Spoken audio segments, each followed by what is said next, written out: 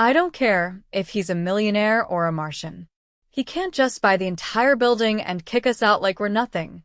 Vanessa Pierce snapped, storming into the community center with a clipboard clutched to her chest and fire in her eyes. The old rec hall smelled like popcorn and stale paint, but to Vanessa it was home.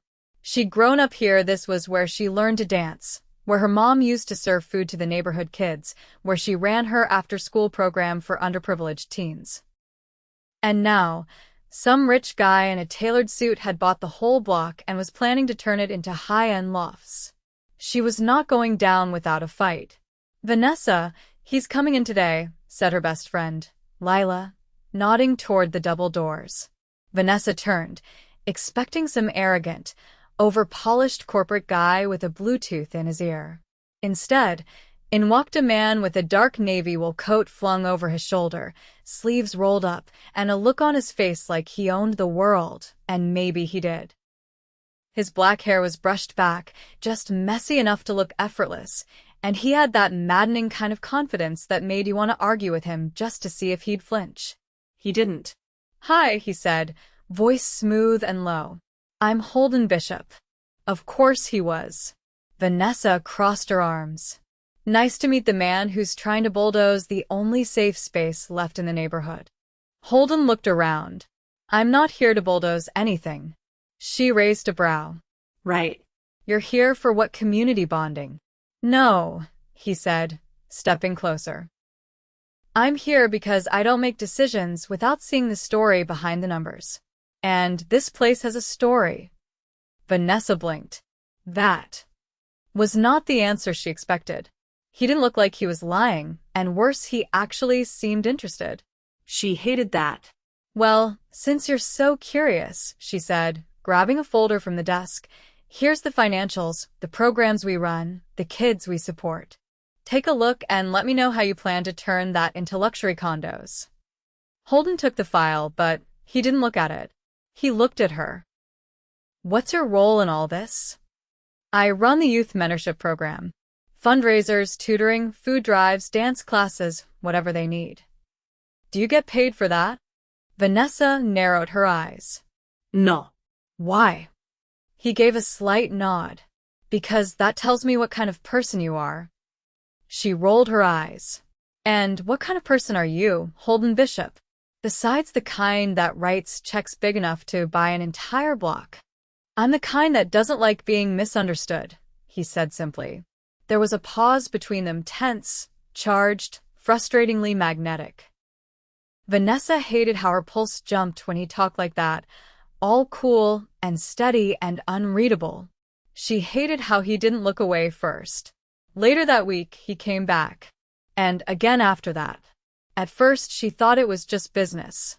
Then, he started showing up at the soup kitchen on Saturdays. He helped paint the youth room without being asked. One night, he brought in 6 boxes of brand new laptops for the kids. "You work fast," she told him, arms folded as she watched him unpack the laptops. "I don't waste time," Holden replied, not looking up. "You're doing all this to win me over, aren't you?" He finally looked at her, eyes dark and steady. "Would it be such a bad thing if I was?" Vanessa's stomach flipped. She didn't say anything, because the truth was, she'd started looking forward to when he'd show up. She noticed the way his eyes softened when he watched the kids laugh. She noticed how he always stood close, like he didn't want to miss anything she said. But she also noticed that he was hiding something. One night, after everyone had gone home, she found him in the back office. The door was cracked open. She wasn't snooping, okay, maybe a little, but she heard him on the phone. "No, I told you, I'm not pulling out of the deal. I'm staying in longer. The community center's not for sale anymore." Pause. "Yes, even if it messes with the plan. I'll deal with it." She stepped back before he saw her. "Plan? What plan?" The next day, she confronted him. "You lied to me." Holden looked genuinely thrown.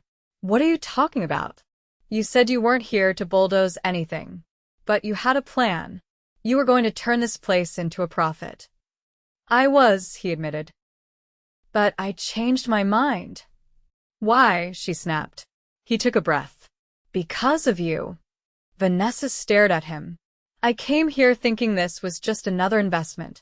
But then I met you. I saw what you built here. I saw how much the kids trust you.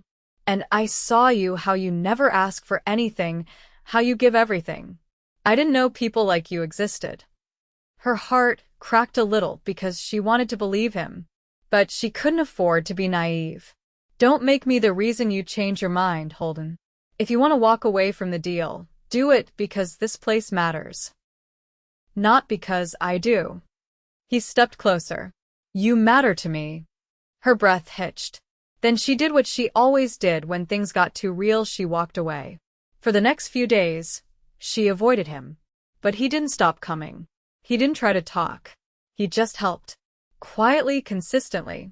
Until one night, she came back from a late meeting and found the community hall transformed. String lights hung from the beams. Music played softly. Dinner was set up on the old wooden table, real silverware, candles, and a bottle of wine with 2 glasses. She turned and saw him standing in the doorway. What is this? I wanted to give you something, he said. Something you didn't have to organize or plan or fight for.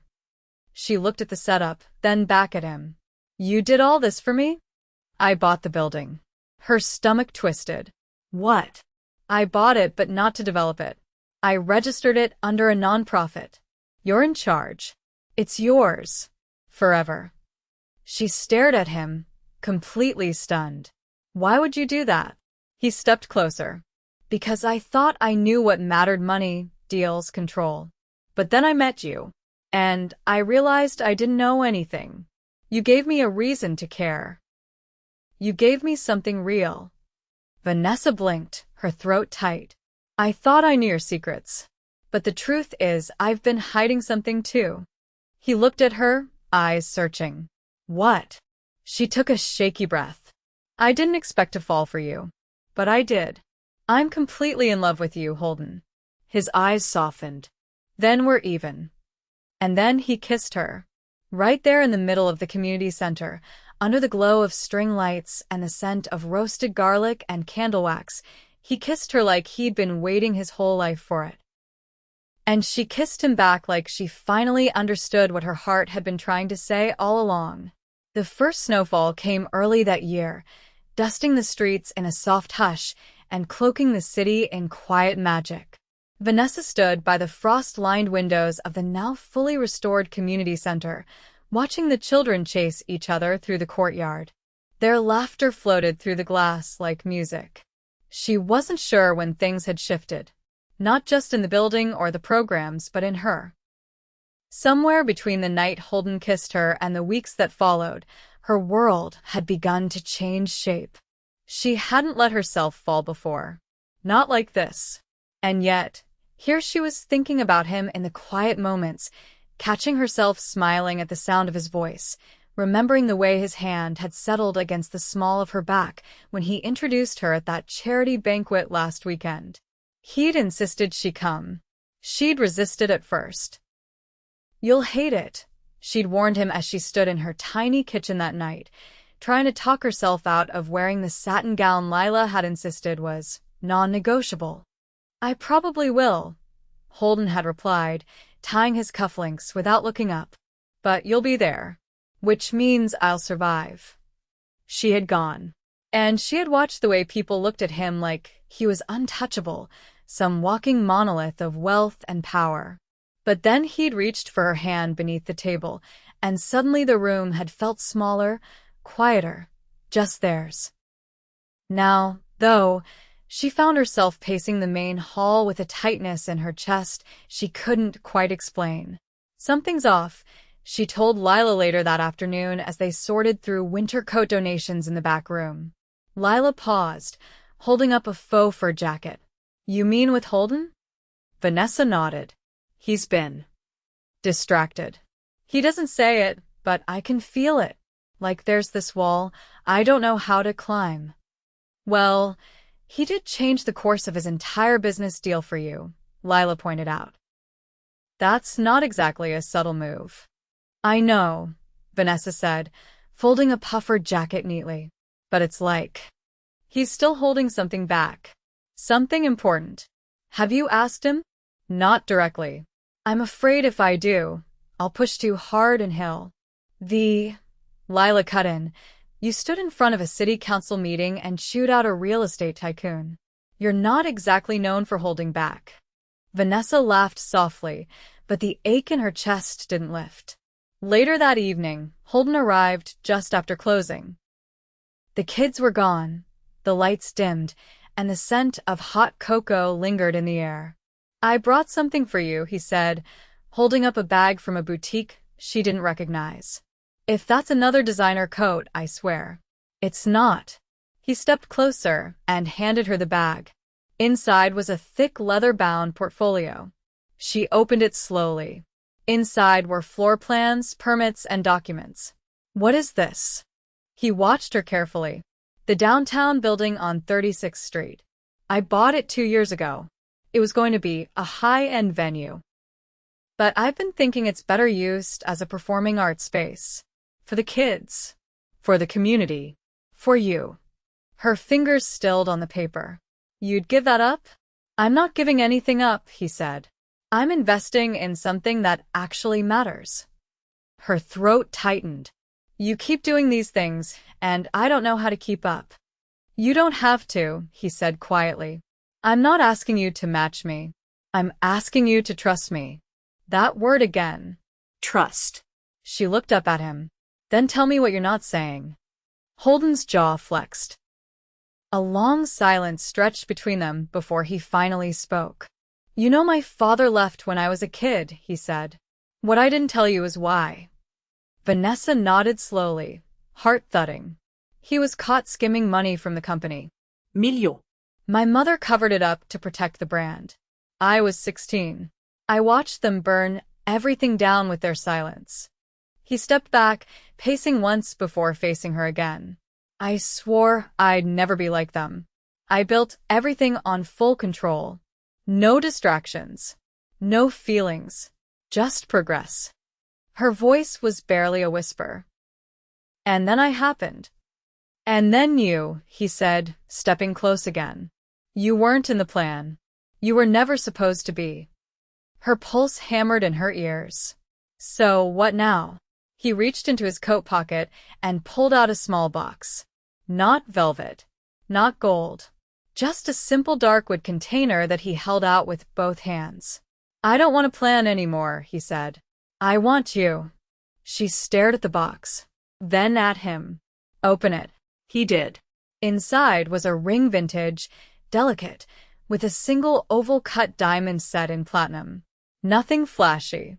Just timeless and steady. I'm not asking for perfect, Holden said. I'm asking for real. For messy. For whatever this is. I want to build something that lasts, Vanessa. With you. She didn't realize she was crying until he reached up and brushed a tear from her cheek. Yes, she whispered. Yes. He exhaled, like he'd been holding his breath for weeks. Then he slipped the ring onto her finger, his hand trembling just enough to make her heart squeeze. The snow was falling heavier now, blanketing the city in white. But inside the center, it was warm and glowing, and she was pressed into his chest, wrapped in arms that had once seemed untouchable. She thought she'd known his secrets. But it turned out he wasn't the only one who'd been hiding. She had never dared to believe in forever. Not really. Not until now. Not until him. The engagement wasn't public. Holden didn't announce it at a board meeting or flash the ring at a gala. There was no press release, no photos plastered across social media. It was quiet, just the two of them, in the stillness of the community center, wrapped in something that felt more sacred than spectacle. But silence had its limits. By the following week, word reached the wrong ears. You're marrying her? Holden's cousin, Ezra, leaned against the glass wall of Holden's Manhattan office, arms folded in disbelief. Vanessa Pierce? The non-profit girl? Holden didn't lift his eyes from the contract he was reading. You know her name. Use it. Ezra's laugh was sharp. You're serious. I've never been more serious about anything. She doesn't come from our world. She comes from the world I want to be in. Ezra stepped forward, voice low. You're about to inherit full control of the Bishop Foundation. You think the board's going to back you if they think you're getting soft. Holden dropped the pen onto the desk. If they confuse emotional intelligence with weakness, then they've underestimated me. Ezra gave a humorless chuckle. You're risking everything. No, Holden said, standing. I'm finally building something that matters. Meanwhile, Vanessa was facing her own storm. Are you sure about this? Asked her older brother Marcus, as they sat on the worn bench outside the center. The kids were inside decorating gingerbread houses, their voices carrying out the windows in bursts of laughter. I've never been unsure, she said, rubbing her gloved hands together. He's powerful, V. That kind of power changes people. It isolates them. You'll always be playing catch-up. I'm not chasing him, she said softly. I'm walking beside him. Marcus looked at her for a long moment before nodding once. Then make sure he's doing the same. But things didn't stay simple. That Friday, Holden invited her to an exclusive event, a private art auction at a rooftop gallery in Soho. It wasn't her scene, but she agreed, if only to understand more of the life he'd once kept separate from her. She wore a navy silk dress with a high neckline and sleeves that fluttered like breath. He met her at the entrance in a tailored charcoal suit, no tie, collar open, as if he refused to pretend for anyone. Inside, the space was all glass and chrome, with waiters drifting by holding flutes of champagne and canapes on porcelain trays. The crowd was polished, their conversations clipped and practiced. Vanessa felt like a foreigner. Holden stayed close, introducing her to gallery owners and investors with the same quiet pride he used when he talked about her work. But there was tension in his shoulders, the kind that didn't show unless you knew him well. And she did. She noticed it worsen when a woman approached them near the balcony, tall, poised, with hair pulled into a sleek twist and a diamond bracelet that caught the light with every movement. Holden, she said, kissing both his cheeks. I didn't expect to see you tonight. Danielle, he greeted, then turned to Vanessa. This is Vanessa, my fiancée. Danielle's eyes flicked to the ring. So the rumors are true. They are, Holden said evenly. Danielle's smile didn't reach her eyes. You're bold, I'll give you that. Only when it's worth the risk, Vanessa replied, meeting her gaze without flinching. Danielle laughed. I like her. Then she turned to Holden. We should talk soon. About the Paris merger. I'll have my assistant coordinate, he said flatly. After Danielle walked away, Vanessa leaned toward him. Paris merger? Old deal. Doesn't matter anymore. But she thinks it does. He hesitated before answering. Danielle and I used to work closely. She doesn't like being shut out. Vanessa nodded, saying nothing more. But later that night, as they rode the elevator down from the gallery, she turned to him. Is there anything else I should know? Holden looked at her, his expression unreadable. I've told you everything that matters. That's not an answer. He ran a hand through his hair. I've made decisions that were strategic. Some people don't like losing their influence. Danielle included. So, she's not just business.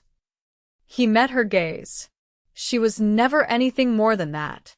But she doesn't like losing. Vanessa processed this in silence. The next morning, she received an envelope. No postie. Just her name written in thin, looping script. Inside was a photograph Holden and Danielle close together at a rooftop dinner, champagne glasses clinking. The date in the corner was from 2 years ago. At the bottom, a note in the same script. Are you sure you know what you're marrying? She stared at the photo for a long time. Then she called Holden. I got something this morning. He was at the center within 20 minutes. She handed him the envelope without a word. He looked at it, jaw tightening, then set it down carefully on the desk. She's trying to make you doubt me. Did you lie about her? No. We went to that dinner. It was business. She wanted more.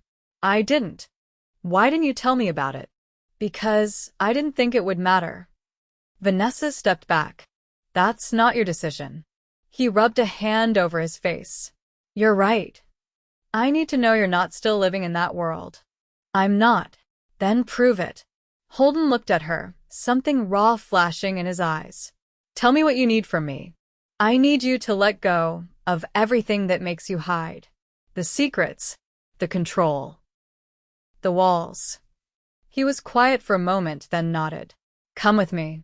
She followed him out of the center, into his car, through the streets, until they reached a penthouse she'd never seen before. Not his usual residence. Not the high-rise where she'd once met his board members. This one was different, older, less polished. More real. This is where I grew up, he said, unlocking the door. After my father left, my mother sold the family estate and moved us here. I hated it at first, but this place taught me everything I needed to know about survival. She stepped inside. The air smelled faintly of cedar. The furniture was sparse, but the walls were lined with books, framed photos, and old records. You kept it. I couldn't let it go, no matter how many places I bought after. She turned to him. Why bring me here? Because this is the part of me no one sees. The part one never show. And if we're doing this, really doing it, I want you to know all of me. Not just the polished surface. Vanessa crossed the room and took his hand. Then stop hiding. He pulled her into his arms, holding her like he'd finally stopped running. I don't want a world without you in it, he whispered. Then we build one together, she said. No shadows. No secrets. He nodded against her hair. Outside, the snow had started again. But inside that apartment, Holden finally let the storm pass through him, quiet, unresisted, and healing. And Vanessa? She finally understood that love wasn't about knowing everything. It was choosing to stay when the truth came out. Vanessa stood beneath the soft golden light of the newly renovated performance space on 36th Street, her fingers brushing the edge of the velvet stage curtain. The room was empty now, but earlier it had been alive with music and laughter, the first community showcase they'd ever hosted outside the old neighborhood center.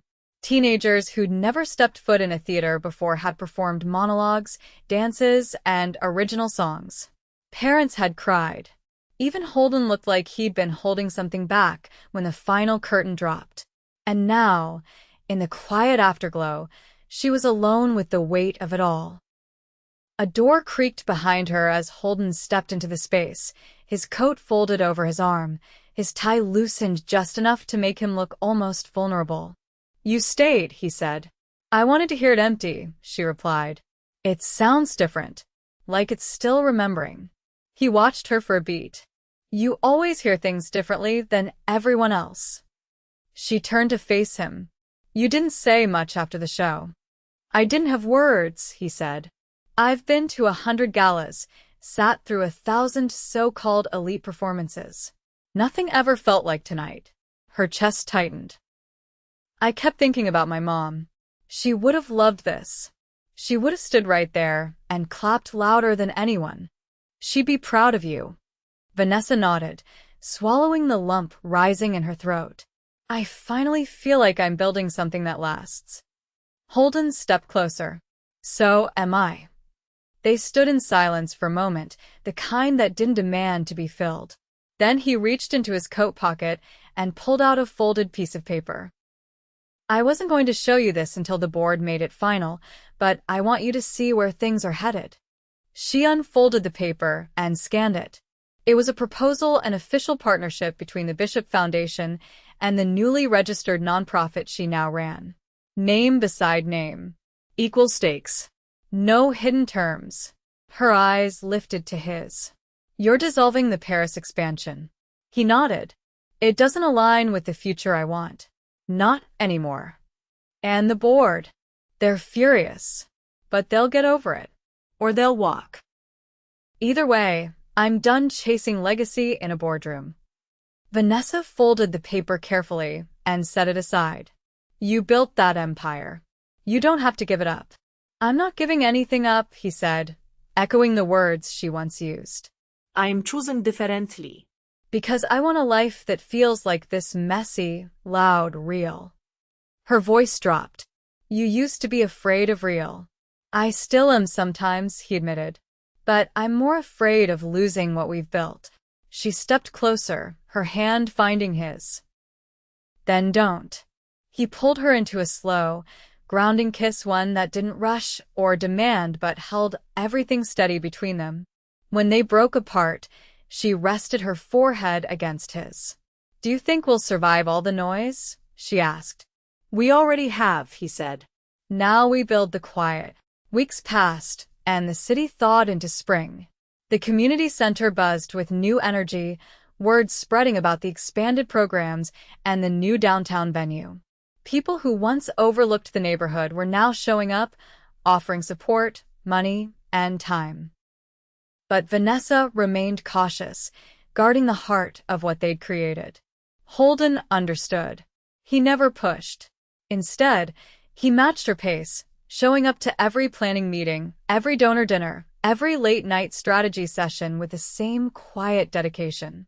It was during one of those nights, after a long day of back-to-back meetings, that they found themselves curled up on the couch in Vanessa's apartment.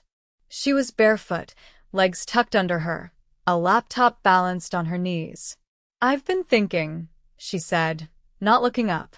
Dangerous, he teased, brushing her shoulder with his. She nudged him with her elbow. I want to start a scholarship fund. For kids who age out of the system. The ones who fall through the cracks. Holden's brows lifted. That's not small. Neither are their dreams. He leaned back, considering. You're going to need a partner. She looked at him, eyes narrowing. Are you offering? I'm demanding. Vanessa grinned, setting the laptop aside. You know, I used to think people like you only threw money at problems. I used to think people like you were too idealistic to create real change. And now, I know better. She curled into his side, listening to the steady beat of his heart. I thought I knew who you were when we met. The millionaire with polished shoes and cold logic. And I thought I knew you. The woman who was going to fight me until her last breath. You weren't wrong, she murmured. But I didn't know how much of myself I'd buried under the fight. His hand found hers. What did you uncover? She looked up at him, eyes soft. That I was afraid of being seen. Really seen. And now I'm letting you look. He kissed her forehead gently. I see you. The following month, they stood at the press conference side by side, announcing the launch of the Pierce Bishop initiative. Cameras flashed. Reporters asked questions. But all Vanessa could think about was the steady weight of Holden's hand wrapped around hers. When it was over and the crowd began to disperse, he turned to her. You never asked me why I chose that name. I figured it was obvious. No, he said, his voice low. It's because I've spent most of my life trying to carve out a legacy. But you're the only part of my life that feels worth carrying into the future. Tears stung her eyes, but she didn't let them fall. Instead, she reached for him, grounding herself in the quiet certainty that had taken them so long to find. They spent the summer intertwining their lives not just with each other, but with the people they'd chosen to serve. Holden started mentoring two of the teenagers from the center, teaching them about business in a way that made it accessible instead of intimidating. Vanessa expanded her staff, hiring locally and giving opportunities to those who'd once been overlooked. One warm afternoon, as they stood on the rooftop of the 36th Street venue watching the sun dip below the skyline, Holden handed her an envelope. No secrets, he said simply. Inside was a deed. The building was in her name now. She stared at it, stunned. You're giving it to me? I'm giving it to us, he said. Because even if everything else falls apart, I want the foundation to be yours. Ours. Something no one can take. She didn't speak. She just leaned into him, her heart full in a way she'd never known until now.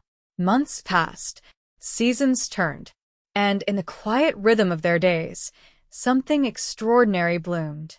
Not the kind of love that burns out in fireworks or drowns in drama, but the kind that roots deep, steady, and sure. They didn't need another proposal. They didn't need more promises. They had already chosen each other. And when they stood beneath those same string lights in the community center this time, surrounded by friends, family, and the people whose lives they'd touched, they didn't make vows to impress anyone. They simply looked at one another, hands entwined, and knew they'd already kept the only promise that mattered. To love, without armor. To build, without fear. To stay, even when it was hard. And in the quiet that followed the celebration, Vanessa whispered the truth she'd once been too afraid to admit even to herself. "I thought I knew your secrets," she said, smiling against his chest. "But it turns out the biggest secret was mine." He looked down at her, eyes warm. "And what was that?" "That I didn't believe I deserved this kind of love. But I do. We both do." He kissed her, slow and certain. And in that moment, beneath the soft glow of a life they'd built together, they didn't need fireworks, because they were already standing in the light. The sun dipped low over the Hudson, casting a warm amber haze across the rooftop of the Bishop Foundation's newest community initiative, a rooftop garden and open-air classroom built atop an underutilized city building. The scent of basil and rosemary drifted on the breeze, mingling with the faint laughter of children still lingering below after their science workshop. Vanessa stood barefoot on one of the garden walkways, her heels abandoned beneath a bench, toes curling into the grass. Holden approached quietly from behind, his blazer slung over his shoulder, shirt sleeves rolled to his elbows. She didn't turn when she heard his footsteps. She didn't need to. She felt him the moment he stepped into the space that had become the rhythm between them. Presence, not performance. Knowing without needing to ask. "You're right," she said, watching the skyline shift as the sun sank. "It does feel like a cathedral up here." He came to stand beside her, eyes following hers across the rooftops. A cathedral made of soil and sky. He glanced at her. "You named it." "I only gave it the name it already had." She turned to him. "The kids see it as theirs. That's all I ever wanted." Holden reached into his pocket and pulled out a folded letter. "I got this today. From the city." Vanessa took it, eyebrows lifting as she read. "They're offering to expand the program to 5 more borough schools." Her lips parted. "This is huge." "I didn't push it," he said. "The proposal came from one of the teachers who visited last month. She said her students wouldn't stop talking about the bees." Vanessa laughed, the sound soft and surprised. "They named them after Marvel characters." "I figured," he said, leaning against the railing. "There's a drone named Captain Buzz." "They're obsessed," she said, eyes scanning the garden. "It's the first time they've seen something grow because of them." Holden watched her, his voice low. "And it's the first time I've seen someone grow because of me." She turned to him, brushing a windblown curl from her cheek. "You didn't change me. You just gave me space to stop shrinking." "I wanted more than space," he said. "I wanted permanence." Her expression softened. "You already have it." They left the garden after dark, walking hand in hand through the building's quiet halls. As they reached the elevator, Holden paused and pulled out a small silver key. "What's this?" she asked. "I bought the brownstone on 5th and Carmine," he said, watching her reaction. "It's old, needs work, but it has a courtyard and a 3rd floor that gets light in the morning." She held the key in her palm. "You want to live there?" "I want us to live there." Vanessa looked up at him. "You're sure?" "I've never been more grounded in anything." She smiled, tucking the key into her coat. "Then we'd better start picking out paint." The move was quiet, deliberate. They didn't tell anyone for weeks. The brownstone was a shell when they first walked in. Dust-covered floors, cracked tiles, a sink that coughed when turned. But to Vanessa, it felt like possibility. And to Holden it felt like exhale. He tore down walls with her, painted baseboards and sanded cabinets by her side. They bickered over kitchen tile, laughed when they realized neither of them could assemble a bookshelf properly. And somewhere between the sawdust and Sunday mornings, the house became a home. They hosted their first dinner in the courtyard in early autumn. Lila brought fresh bread. Marcus grilled vegetables. The kids from the center stopped by with drawings and wild stories about school. Holden served wine out of mismatched glasses, his tie forgotten, sleeves rolled, cheeks flushed from cooking. Vanessa looked around the table and felt something settle in her chest. It wasn't the grandeur of his penthouse or the elegance of his foundation's offices. This was real, messy, Loud. Alive. As the evening wound down, she found Holden on the back steps, a dish towel over his shoulder, watching the lights twinkle above the city. They stayed until past 10, he said, glancing at his watch. You're a bad influence. They stayed because they feel safe, she replied. And because you make a mean-baked ziti. You made the ziti. I let you take credit. That's love. He chuckled and rested his hand against her back. I've been thinking about something. She folded her arms, leaning into his side. What now? The Bishop Foundation is stable. The expansion's running itself. I'm not needed every day. She turned to look at him. Where are you going with this? I want to teach. Vanessa blinked. Teach. Finance. Business development. Real-world applications. Not at some Ivy League campus, I mean here. At the center. With the kids who don't think they'll ever understand this stuff. She stared at him, lips parting. I want them to know it's not about being born with money, he said. It's about knowing how to move in rooms that never expected you to show up. I want them to walk into boardrooms and own the space. Her eyes glistened. You've changed. I've become who I always should have been, he said. You didn't just change my life, Vanessa. You gave it back to me. She wrapped her arms around him, resting her cheek against his chest. Then let's give it back to them. The following month, Holden launched the first round of workshops. He taught budgeting through sneaker resale models, broke down investment with video game economies, and used real contracts from his past to show how negotiation worked in the real world. The kids listened. They asked questions. They challenged him, and he met them where they stood. Vanessa watched from the back of the room sometimes, arms crossed, heart full. She never interrupted. She didn't need to. He was already exactly where he belonged.